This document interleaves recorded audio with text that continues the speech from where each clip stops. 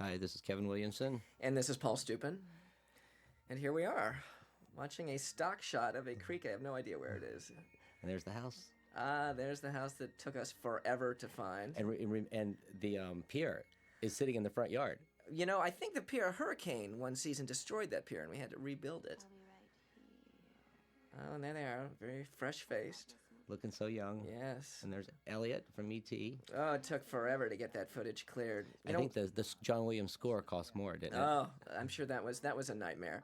But when we shot this scene, we put all of these Spielberg posters up in this set, and we didn't have any clearance. That's true. We just did it because it was a presentation. We didn't know if we were going to be picked up. Right. We weren't worrying about that. We just wanted to make a show. And so all of a sudden we got picked up, and we didn't want to reshoot this scene, and we had to go to Mr. Spielberg and convince him. Yeah. That's true, and it took a lot to get all the clearance. I wrote a letter begging. That was a my great life. letter, a very moving letter, basically saying he was the inspiration for your entire life. I was born just to serve in his footsteps. I was really. It worked though. He remember he had a couple of conditions. We heard back from his office. Yes. We had to go through all these different avenues to get the letter to it. Exactly, all the different layers surrounding the assistant him. of an assistant of an assistant. But finally. I think he was in England at the time shooting Private Ryan, and ultimately we heard he saw the presentation and loved it. He loved it. He just requested we cut out some personal stuff about his wife and don't mention anything personal. Which we were only happy to do. Yes. And this set, by the way, is we built for the presentation. Right. This is the only time you will ever see this one particular bedroom set because it was shot in a warehouse right by the airport and I believe the prison. Yeah, the directions. You remember it was like go down to the dog pound, turn left. Right. When you pass the sewage treatment facility, turn right. Turn right, and when you see that sign that says danger asbestos, you're there. Right.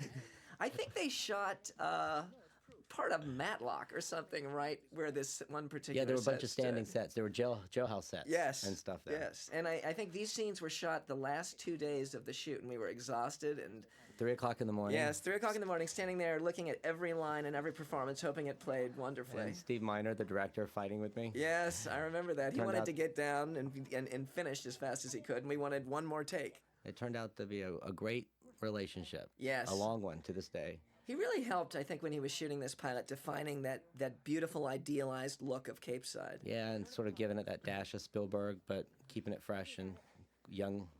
And then I remember something else. Whenever people saw this one particular scene, they'd say, oh, real kids never talk like this. And that never really occurred to me at all when I read the script. Well, it was sort of the style of the show. It was. We were going for sort of that magical 4-syllable universe. And that's one overhead shot we've used many times. I think that Steve helped define sort of, again, this wonderfully interesting visual way that our show was shot. As we sit here and congratulate ourselves on how well we like this. The bedroom became very important to the teaser of the first season. Yes, indeed. It's sort of the focus.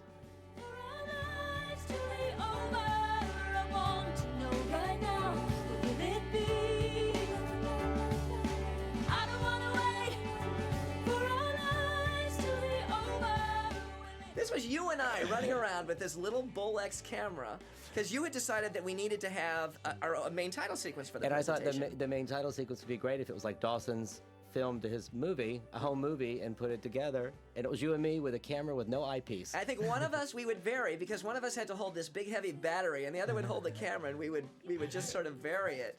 Yes. And I remember when we saw this footage, we thought, oh, there's no way any of this will ever be usable. And then the editor put it together and of all our main title sequences, I love this one the most. Yeah, did well. Another stock shot, right? Yes, a stock shot of some place actually in Cape Cod where we've never shot.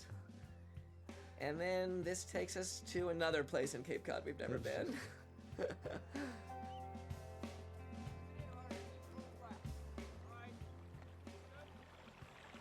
Remember we had the sailboats out there that day? And it took forever to get them to turn around and go again? Yes.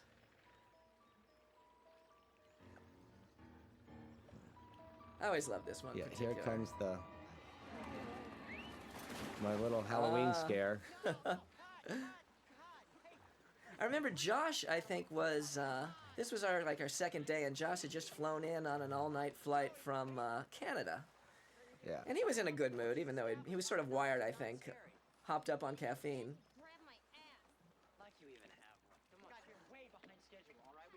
Oh, look at his outfit. Remember James's outfit? The studio was down there at the WB, and they didn't like the clothes he had on his body. That was just a little sort of glitch. I remember at one point, one of the wardrobe people decided that everyone would wear only sort of light-colored tones. And then we changed all of that. And Jen's. Here comes Michelle Williams. Yes. Her first introduction coming out of the She cab. comes walking in slow motion in the dress, and we had to cut away just before the dress flew up. Oh, yep, it's starting. And I remember we played all types of different music against that first shot. Yeah, Stone Temple Pilots, I think, was in the original Yes, they were presentation. there, and they were wonderful, but they would not clear themselves for our use. I know. We met before. I'm Jen. Oh, the granddaughter from New York. Steve Miner uses a DP, Darren Arcata, who does a great job at casting lights on the hair and giving it the halo look. And Darren, that whole notion of the sunlight dappling off the creek and Cape Side being this idealized, gorgeous place was really sort of Darren's conception, and he did a great job. yeah. So you'll be going to school here then? Yeah, 10th grade. I just look at at Katie's expression here and everything that she's imparting, and I just think she's... I remember Jordan Levin, president of the WB, in between takes, he pulled me aside and said, Katie's coming off too angry. She's coming off too mean. And I said, Jordan, trust me, you're going to love this girl. She is going to be the girl who is the pining, is going to Absolutely. rip into everyone's hearts. Trust me. It's amazing when you shoot a presentation, everyone micromanages. Everyone looks at every particular beat. And this is from the presentation. This was from the and presentation. when they walk in the door, They walk into a different set and a scene that was reshot. how many months later? I'd say about 4 or 5 months later. Because we recast the man on the coffee table. Yes. Originally it was a different actor, and we wanted to get more of a hunk as the dad, I remember. Someone who actually looked like a dad. I sort of feel like dads never look like they are men. Right. Still having their own problems and having sex. And then John Shipp came in and did a great job. And we wanted to give them a sex life that just annoyed Dawson to no end. You know what drives me crazy now when I look at it? Josh's hairdo. We did that whole Caesar thing the first year. Oh yeah, we're going for the Clooney. I remember the next year the request from the network was we need more elevation. And actually they were right. His hair looked much better. Oh, And I think Katie's house was originally supposed to be directly across the creek from Dawson's, but we never were able to find a location with three houses. in the script it was like the creek was really wide, and it took a while to get across the creek. But Oh, there's the one Bodie that There's you never see Bodie. again. Bodie was a local we cast from Wilmington, North Carolina. Yes, and we decided that we would recast with an LA actor in our second scene, but we didn't have enough money to reshoot this particular scene. And this is Sister Bessie, who I went to Yes. college with, by the way. Nina Rapetta. Nina and I went to college at East Carolina University, and we knew each other in school, and she was living in Wilmington, and she came in and auditioned, and she blew us away. Yeah, she was local casting, and she's been a part of our family ever since, and we love her. And she's a great dancer and singer, too, because I've done shows with her. And this scene was reshot from the original pilot. Thank you. And then when we screened it for the studio, I remember it was like a dream come true. They applauded us, and they didn't have any notes. When has that ever happened? That it hasn't never happened to me since. Hasn't happened to me since either. And then we getting the word, sending it over to the network, nervously waiting to hear and hearing how positive they were. But they wouldn't tell us if they were going to pick it up or not. No. But it was like a done deal, but no one would confirm No one it with would us because confirm of it. their other shows. It wasn't fair. Exactly. And then I think it was ultimately one Friday night We where called you and I are everybody. sitting around waiting to hear. And we called everybody, and then finally the call came in around 8:30. And then when I heard, I think I called you, and you had probably already heard Well, by then. they kept saying things like, don't worry. Don't worry so much about it. But you know, we're producers. We're paid to worry. No, I thought we were going to kill ourselves. You're not there. You don't even exist. Because if you did, I might have to respond to your pathetic little under-the-breath one. And Josh's reaction here, I always... Instead, I take comfort. It's so amazing looking at these kids' faces now and, Yes. and seeing where they've come. And one of the reasons we reshot this scene was for the entrance of the character about to walk in the door. Right, I think there was an issue with her wardrobe not being sexy enough. Yes, we dressed her a little more teacherly. Yes. And we opted for more summer. I've been, So this was very important. There was much discussion about how she should look and how she should be dealing with these kids. And I think we put her in a really sexy dress, and it's a great intro for her. and little did we know this little storyline was going to create more controversy than we knew what to do with. Everyone that first season would talk about, oh, can you believe it? We're having a student have an affair with a teacher. That was just... Yeah, like that's never happened. And I always thought it was fun and a little salacious, and it got everyone talking, and it was certainly And it fun was to see and and, do. and oddly enough, I think we went a long way to really try to make it innocent. You Yes. know, it was sweet, bittersweet. It really had the whole graduate. It's just an innocent young kid. And I think in your original script, your very first draft, she wasn't a teacher. She was just a person who lived in Cape Side For the summer. for the summer. And then as the story developed. As the story developed. and we you know, realized we'd need a second episode. Right, as we realized since we're going to be telling this story in school, we might as well have it deal more with sort of around the school. Where the older woman, Anne Bancroft, seduces the younger. And there she There goes. she goes. The Kevin Williamson-esque reference to The Graduate. You know, the video store was just a great device to throw in to keep Right, all those different Dawson's movie dream idealism alive and throw the movie, you know. And we had a lot of fun comparing all of our characters' behaviors and motivations by referencing the same character and motivations from old films. Because Dawson does live in a movie. He wants his life desperately to be a film. And here Pacey finds himself Yes. as the star of his own little Graduate. Look at Dawson's hair. Much discussion about the length of everyone's hair. Remember and, when we dragged him down to Beverly Boulevard to cut it off so he could go into the audition? That was right the day before we took him to the network, and I believe every hair place was closed. And your assistant My found a assistant place. had little Maria who permed her hair for $5, and we drug her down there to cut it. Oh, I just love we this put shot. and Darren that was not that time of day. Darren put a lens on that. Well, as we know, you can only shoot by the creek particular times because a lot of times during the day it just looks like a big mud bath. And because notice the tide comes in and out. Well, and the gnats. Notice the gnats. I think Michelle Williams, we had to cut around her swatting them. Well, that's See? the problem. Whenever we shoot out there, but they have these little bugs, no-see-ums, and they can bite, and they love to bite you on the arms and around your socks, and then you itch for... And heaven forbid you 2 talk weeks. because they fly into your mouth. Oh, yes. I remember there was one time we were shooting down by in Southport, and I think I counted like 80 different bites on my arms. I felt like This a is where mutant. I grew up 2 hours from here, Paul. I dealt with this every day of my life. Well, We I get grew up in used LA to and it. I didn't like it, let me tell you. Look how pretty it is. Oh, wow. Oh, he's showing her the bedroom. Yes, His her studio. first. And again, this set was never, ever used before. It was rebuilt completely in a different location. There's all the Spielberg. All the Spielbergs. And it's always hard to clear Spielberg posters with actual actors' faces on them. So we would use a lot of... Because the actors then who are in those posters have to sign off, and that's another huge And it's Magilla. really interesting, the legal stuff, because Spielberg owns all of his stuff in terms of his permission and rights. But then again, once in a while, a studio will have a... Yes. It was tough. I also keep his others. 1941 and always. In limited but accessible view. Are you familiar with obsessive reality disorder? It's beyond that. See, I believe that all the mysteries of the universe, all the answers to life's questions can be found in a Spielberg film. It's a theory I've been working on. You see, whenever I have a problem, all I have to do is look to the right Spielberg movie, and the answer's revealed. Spielberg is God in this Oh, I entire know, TV I know. series, so, you As a know. matter of fact, the first season, his people called and asked that we send him a copy of everyone. And I really got the impression it was because he wanted to watch them, and not to see how he was treated, but more as someone interested in the characters. And there's the iconic ladder going up that has been such a part of our show for I always so long. thought Katie looked so beautiful in that shot. I just love the way Darren had the sunlight shimmering off her hair right there. I think it's these little moments of her climbing up the ladder, peeking in, that created the magic of their relationship, the anchor of the show. It was just such a world we'd never seen before. There's Grams. That, With by a the wig. way, was just a local actress we put in a dress because that was not Mary Beth Peel because she hadn't been shot in the presentation. Yeah, we cast her later when we needed her. Right, we had to decide we couldn't shoot we just didn't have the money to shoot a storyline for the presentation. They only give you like 30 minutes. Right, 30 minutes. And we shot what we could, so we cut it down. Exactly. And we cut out Jen's storyline, thinking we wanted to sell the show. Right, we had to sell Dawson and Joey and their Joey. world. And Pacey, the storyline we thought would be a little more provocative than Graham's. And There's big-haired mom. Right, and you know what? I remember we actually shot that blue screen at the local TV station. At the local station. And I remember And wondering he's a around the real. set. Remember how nervous look how nervous the newscaster is. Yes, he's the actual weatherman. I He's believe the at the weatherman, time. and he's almost shaking. He's so nervous. I don't think he's a weatherman down there anymore, though. I think he's sort of fallen into obscurity.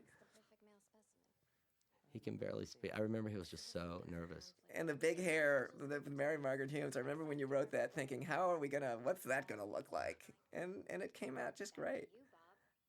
Cleanup continues to... As a matter of fact, We looped him, we right? looped him. That's not actually the actor talking there. Yeah, he was. But Oh, Uh, first break. yes, Here we are. Another shot. yes. That's great. Now that's the Grams' house, which is actually the existing house is next door because we had to find two houses next to Yes. each other that was recreated on a soundstage. Yes, and the people have. I think both of those people owned those houses for. They've been in their families for like years and years and years and years, like decades. Michelle's first audition scene was this scene with When Gramps. she goes in and just looks at, I remember she came in the room and she just walked in and imagined grandfather sitting there and she said, "Does it hurt?" And And you and I just looked at each other and went, we "Oh, were this gasping. girl's Yeah. great." Who is this girl? That was a magical moment in the script, and it's a magical moment here on film. I was just saying good morning. Your breakfast is ready. Oh, she looks Mary fabulous. Beth Peel, who always looks wonderful, who is much younger than the character she actually plays. Yeah, she really does walk into a room looking like the hot little thing she is. Yes, and we've tried to age her up over the years, but she and we put so much gray in her hair just to try to make her look older. And we're on the new set. Yes, the new set. Though you know I look at that green and orange and I think, has anyone ever actually painted a kitchen green and orange before? Yeah. Then we did it. The production designer did it, and you and I didn't really see it until it was too late, and then it was too much money to go in that first season and repaint it. Well, there were a couple of things where we were in LA, they were in, it was just, it got a little tough. Exactly. It's hard shooting a show 3,000 miles away when you've got an entire team across the country and then an entire team in Los Angeles, and things like this inevitably fall through the cracks. Yeah. Though I think this penis reference here got everyone by surprise. Right.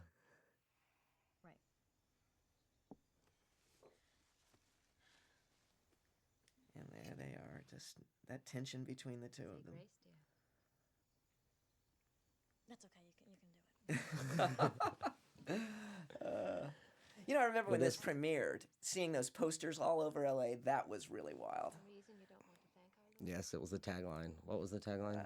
Well, I know it said something like a new kind of drama from Kevin Williams. No, but it was just something about simple, or Right. it's the end of everything simple and the beginning of everything else. That was a great tagline. I remember I could look out from my office across Olympic Boulevard and see a poster, and it was just like magic. It was just fantastic. Yeah, I still have the poster hanging in my office. As do I. We've got the poster on the bus.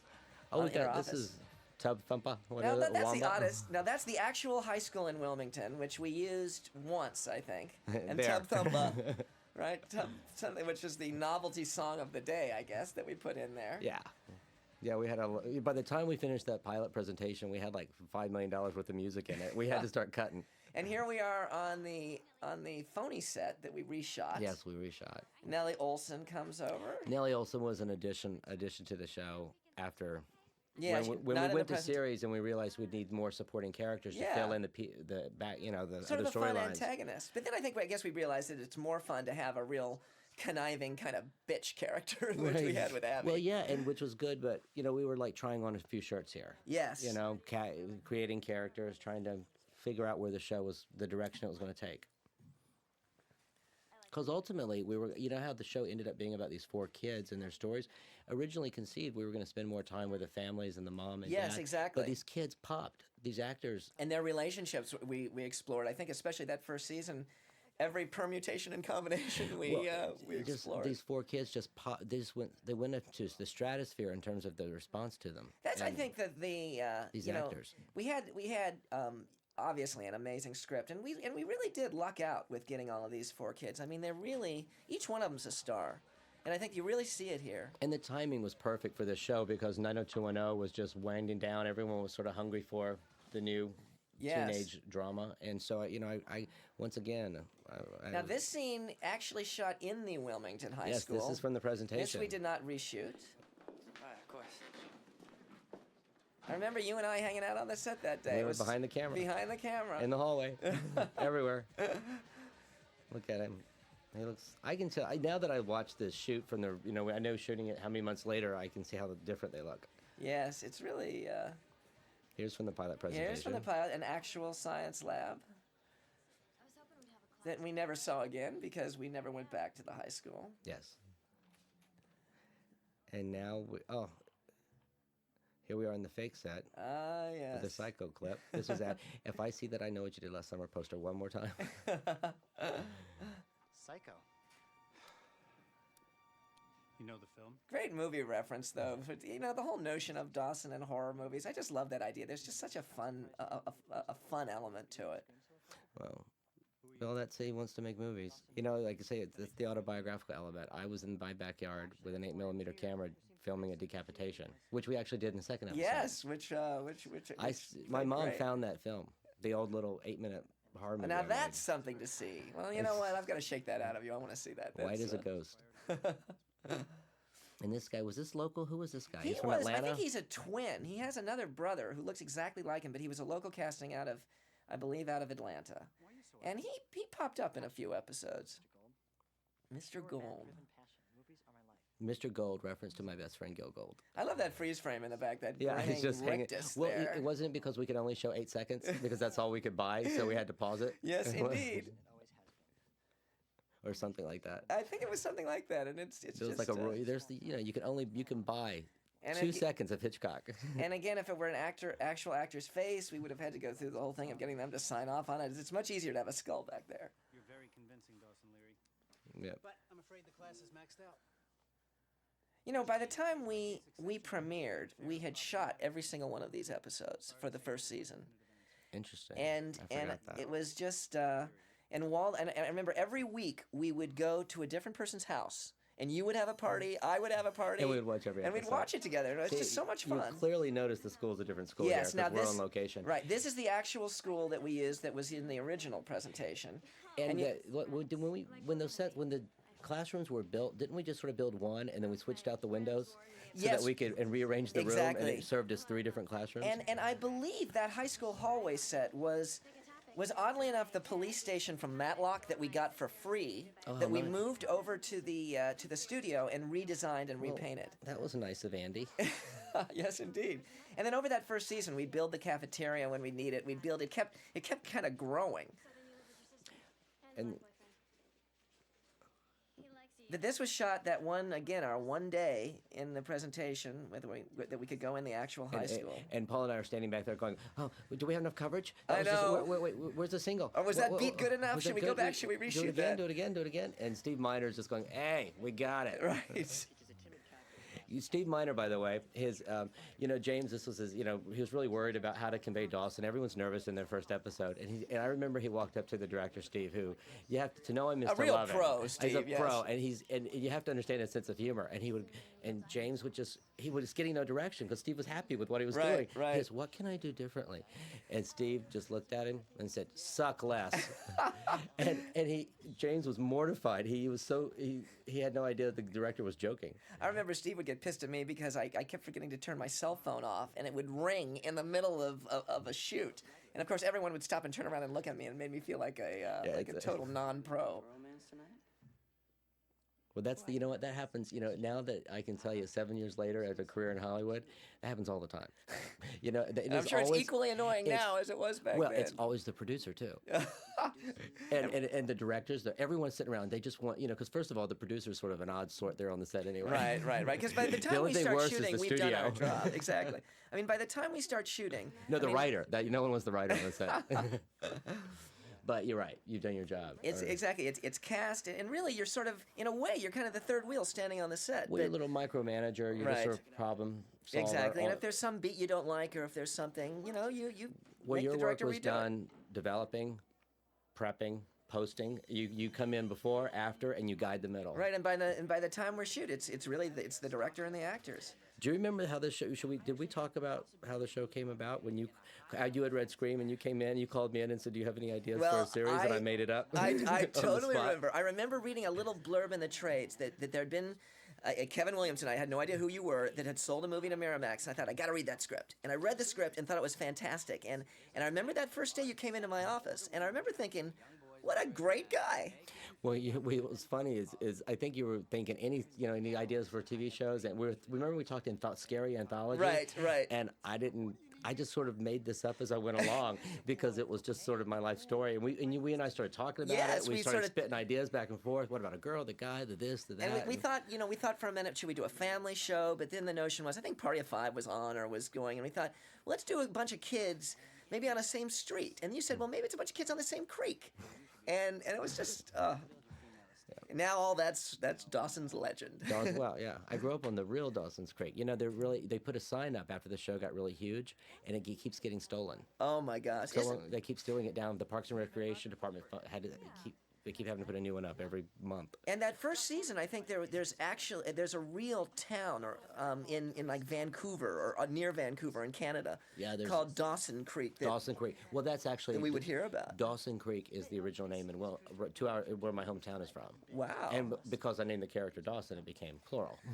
I remember we had so much fun down there when we were shooting. It was it was just. Oh, now this is an odd little scene because it was shot in two different places. Yes, That side of it was shot in downtown Southport. And then when we turn around, that was shot in a marina about a mile away. Yeah, we just wanted to establish that the town was on the water. Yes, the town wasn't on the water, so.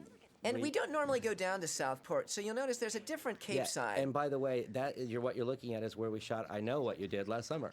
That's exactly right. That is the Southport is where they shot that. They hate filmmakers. Well, that's a very private little place. And I think we kind of destroyed the town with last summer. But I always, it amazes me, a little piece of movie magic when it's shot on two different places. But see what you're looking at right there is exactly where I grew up. That's exactly what it looks like. And it's just such a beautiful look. And it was a look that had not been on television before. My complaint about so many of these ensemble dramas is they look like they're shot in a warehouse in the valley. Like a lot of them are. Or Canada. Yes. I'm sorry, it's gotten to where I can actually watch a show now and go, oh, that was shot in Canada. It looks cold and it looks dreary. And there are very few shows that go outside and really try to make that environment a character. And I think we did, and I just love the look of Cape Side. I wish I grew up in Cape Side. Yeah, yes, it is. Yeah. It's not quite the town I grew up in. I sort of improved upon it. No, actually, I just sort of changed it. It's such a beautiful, idealized look, and and that little downtown part of Wilmington where we shoot. It's fun going down there. Of course, by now. I think I've eaten in every restaurant there probably 30 or 40 times. And having shot in every single storefront and every single corner of that downtown, it's like there's not one location downtown Wilmington left unturned. Right, I think we know that place backwards and forwards. Mary Beth Peil was such a stage actress who I don't think had done much television prior to our casting her. She came in and something about her just really made us. We couldn't get her out of her head. Yeah, she was a new face. I remember Rosemary Forsyth actually came in and read another actress who's sort of a little bit of a familiar face, and she was good, but Mary Beth sort of blew everyone away. Yeah. So we cast her. Then we recast. Remember how many dads we saw for? We saw a zillion dads. I remember that. William Catt, the greatest American hero, came in. And then I remember when John Shipp came in, we thought, oh, the Flash. Here's the Flash coming in. It's between the Flash and the Great American Hero. And I believe at one point, before we had John Shipp designing theme restaurants, which were sort of very much of the moment, he was going to be designing theme park attractions. Yeah. In a draft. That was that took very many different directions. But the notion of the dad being a dreamer whose head was a little bit in the clouds was, I think, something that plays well with the Dawson's creative side. Well, that was the whole point. We kind of see where the dreamer. Where we see the combination of who Dawson is, see his mother, exactly, and his father. He is the perfect combination. He is the product of them. And I think this conversation was such an interesting way to define Dawson as an unusual guy. Here's a teenage guy who has a different attitude about sex.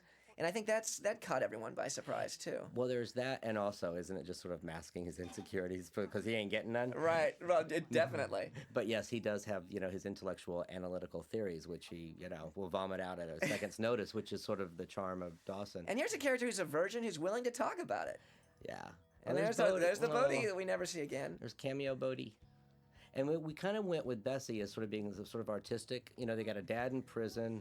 They're probably stifled. She probably just hangs out and paints birdhouses and sells them on the side. This was my favorite moment of the whole pilot, where she puts. I just think it's such a wonderful, heartfelt sister beat. Yeah, sister beat, and just that look of these two connecting.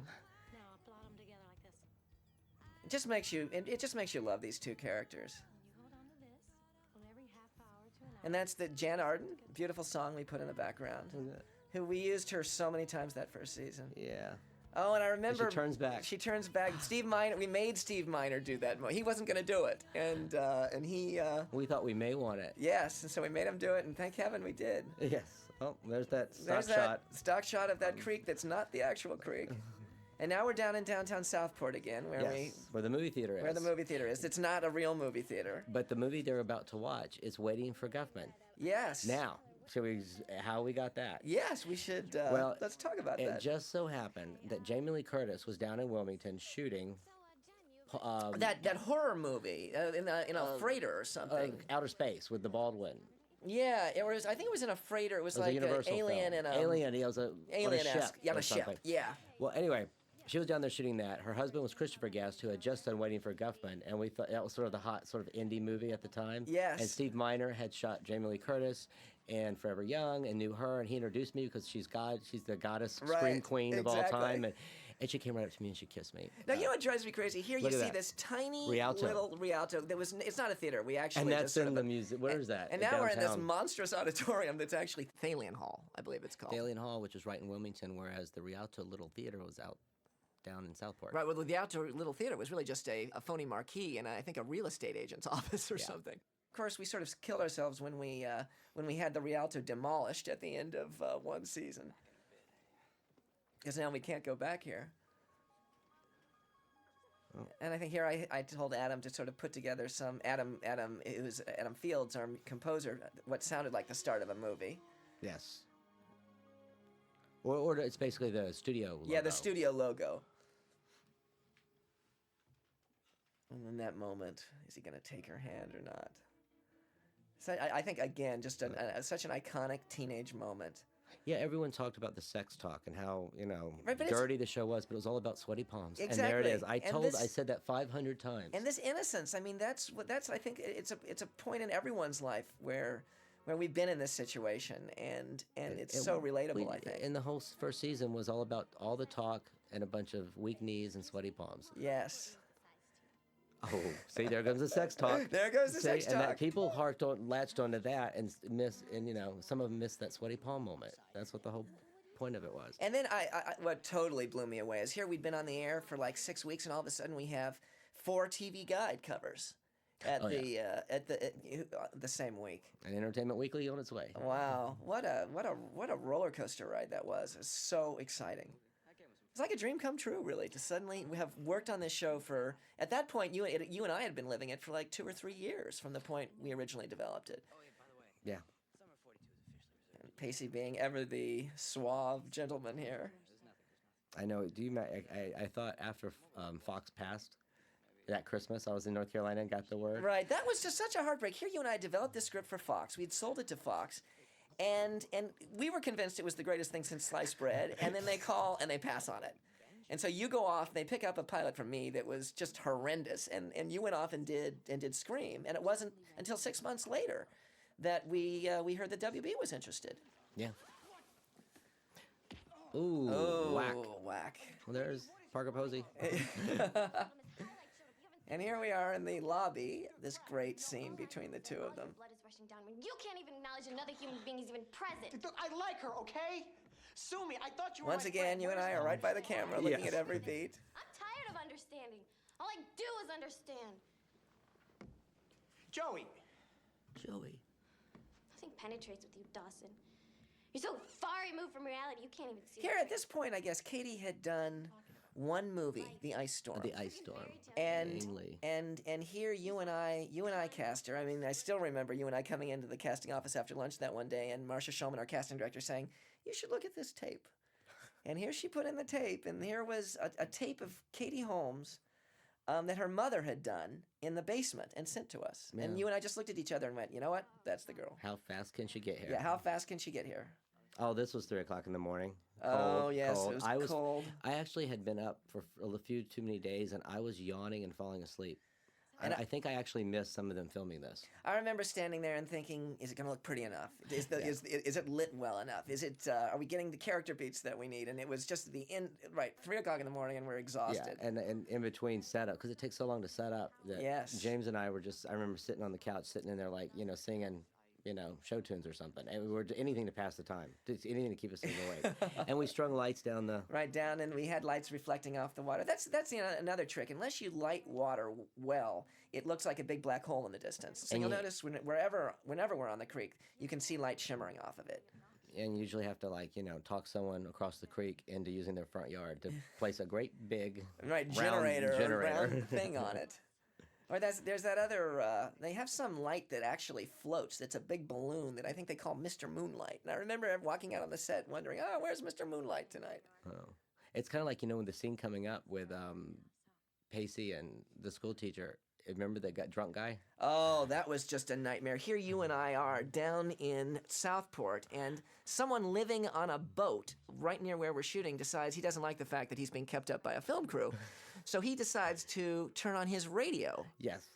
Huge, loud. He keeps playing it, and you and I are getting more and more nervous and freaked out and pissed off. And we're getting really angry. This guy is ruining our show. And remember at one point... We're angry as hell. I think at one point you came up to me and said, how much money have you got? Let's just buy them off. Let's go down. Because the location scout went down there and said, hey, they're filming a show. They're doing this. The producer, the line producer went down, and he was just like, screw you all. I don't care. Nah. And finally I went down there and said, it's my dream. You don't understand. I've been working my whole life to get this series. You turn the music down, you're ruining it. And then Paul and I are counting out our 20s. Let's just pay the guy off. Nothing was working. And I believe if you actually listen to if you turn off our commentary and you crank up the volume, you can probably hear the radio still in the background. We tried to get rid of it, but it was hard. We tried to get rid of it, but it's still playing.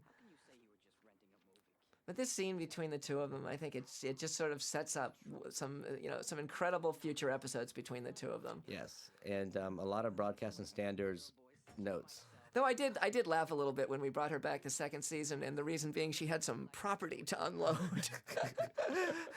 We've often laughed, like we're in our 6th season now, that maybe she actually owns the building where Pacey works now, and she'll walk in one day. Oh. Oh no, you blew it. Best sex you'll never have. Yes, that's another iconic Dawson line right there.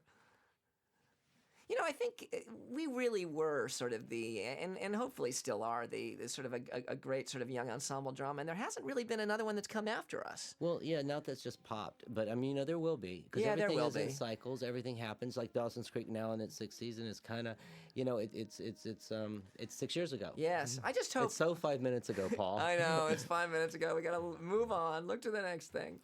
But at least I hope that when we look back on it, here I'm still proud of it. I hope it doesn't seem as hokey as some other old television shows do. No, it's it was had its time and its moment, and now it's still strong. This is it's going out with a bang. We got a great year. And here's another sort of when I think of the first season, I really do think of these amazing scenes between Dawson and Joey in this bedroom. Yes, and I mean even down to how strategic we were. Everything mattered. Yes. So much when we were doing every piece of this. Yes.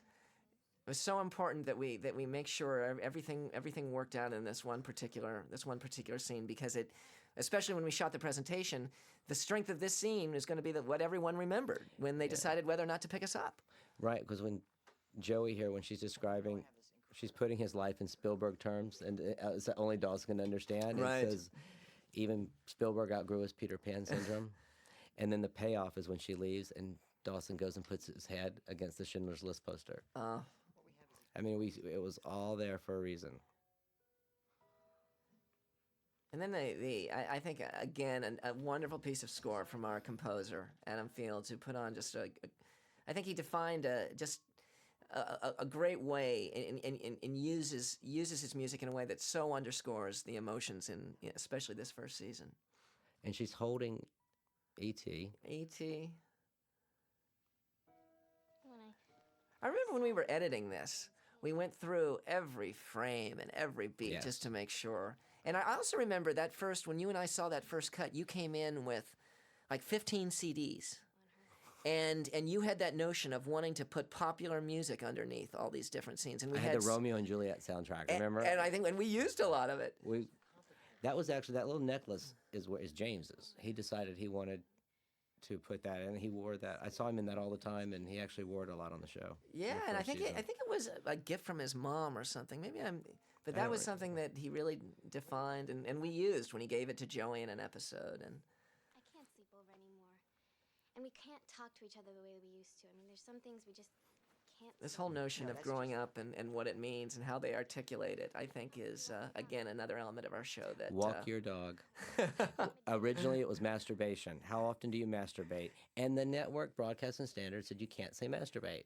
I think we did, and we came up, and you're right, that was a huge issue. But and what then- else? It's a clinical. That's the clinical That's word the for it. It's clinical not. I term. didn't say jerk off, jack. I didn't say any of the other things that were kind of I think we had crude. another phrase later on that first season, something about the bishop. Something, Yes, it was Feldman. yes, John Feldman came up with another euphemism for masturbation that we Yeah, we used. made a list of them and went through them.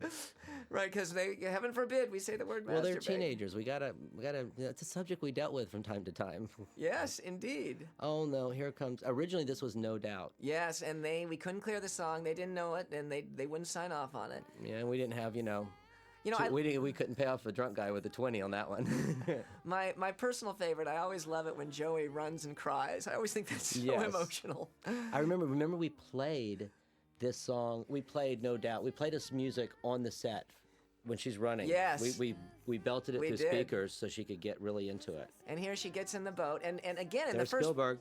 Yes, looking at the poster. There she is in the boat. And remember, in the presentation, when she looks up, she sees that Dawson has noticed Mom and Bob having an affair, which we changed. Yes, we rearranged it for the Yes. future episodes. And that is not the moon in the background, No, folks. that's just a big light that we convinced someone to put on their front yard for us. Yeah. As the music swells, and again, how many times have we had a great? It sort of defined the template for our show, a great emotional moment underscored by great music, which we came back many times. And here it is, the cliffhanger. The cliffhanger. Oh my gosh, was what is added. she gonna do? Oh yeah. And there's Bob. And then she looks back up in the house, and again, in the first presentation, Dawson was there, and they shared a moment. And Dawson saw it. Yes. But we felt like when we went to series, We needed more stories to tell, and there's a whole episode and there. there's a whole episode there. Joey knows something Dawson doesn't. Exactly. We can stretch that out for a little while. Yeah. And I guess this wraps up the tease for our first episode, but We're gonna do commentary on the last episode of the first season. so take out this disc and put in the number 13, and you can hear us keep talking. Absolutely.